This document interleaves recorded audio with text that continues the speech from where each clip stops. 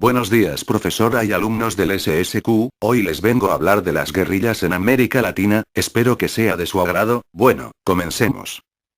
Después de los fallidos intentos de la izquierda de obtener el poder democráticamente, pues tras ganar las elecciones democráticamente solía verse derrocada por fuerzas militares represivas como sucedió en países como Guatemala con el gobierno de Jacobo Arbenz y Chile con el gobierno de Salvador Allende, y el hecho de que casi todos los países de América Latina cayeron bajo crueles dictaduras de extrema derecha financiadas por Estados Unidos, como sucedió con el Paraguay de Alfredo Stroessner, el Chile de Augusto Pinochet, la Argentina de Jorge Rafael Videla, etc., diferentes grupos de izquierda conformaron guerrillas insurgentes que operaban de manera clandestina, algunas de las principales fueron Colombia, Fuerzas Armadas Revolucionarias de Colombia y Ejército de Liberación Nacional. El Salvador, Frente Farabundo Martí para la Liberación Nacional. Guatemala, Unidad Revolucionaria Nacional Guatemalteca. Honduras, Unificación Democrática. México, Ejército Zapatista de Liberación Nacional, Liga Comunista 23 de septiembre, Brigada de Ajusticiamiento del Partido de los Pobres, Ejército Popular Revolucionario, Ejército Revolucionario del Pueblo Insurgente.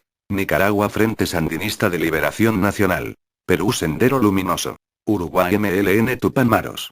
Casi todos los países de América Latina tenían su propia guerrilla revolucionaria apoyada principalmente por Cuba e indirectamente por la URSS excepto Sendero Luminoso que era maoísta, pero solo en Nicaragua esta guerrilla llegó a obtener el poder y al hacerlo, fuerzas reaccionarias financiadas por Estados Unidos conocidas como los Contras operaron para derrocarla usando el territorio de países vecinos como Honduras y Costa Rica. Dicha guerra fue devastadora, tanto por las atrocidades cometidas por los regímenes de derecha que realizaron purgas de disidentes, secuestros políticos, desapariciones, torturas, violaciones y ejecuciones extrajudiciales, a veces de forma directa por parte de fuerzas militares y policiales, y a veces usando grupos paramilitares como la Mano Blanca de Guatemala, los Escuadrones de la Muerte de El Salvador o los paramilitares de Colombia. También el otro bando cometió gran cantidad de atrocidades y violaciones a los derechos humanos como atentados terroristas, violaciones masivas de mujeres, secuestros y atentados homicidas como los que cometieron Sendero Luminoso, una de las más virulentas organizaciones extremistas, o las actuales FARC colombianas. Con el apaciguamiento en la región, la mayoría de las guerrillas de extrema izquierda sufrieron los mismos destinos. O fueron totalmente disueltas y aniquiladas como Sendero Luminoso en Perú, o se legalizaron como partidos políticos deponiendo las armas URN, FMLN, FSLN, por ejemplo, y llegando a gobernar ciertos mediante elecciones democráticas como sucedió con el FSLN en Nicaragua, o los Tupamaros uruguayos que son miembros de la coalición gobernante. Frente Amplio. De las guerrillas que aún sobreviven son las FARC colombianas que recientemente se vieron envueltas en varios escándalos. La supuesta financiación de la campaña del presidente izquierdista de Ecuador y aliado de Hugo Chávez, Rafael Correa, algo que él negó categóricamente, lo que llevó a que Colombia violara el territorio soberano ecuatoriano en una acción militar contra las FARC.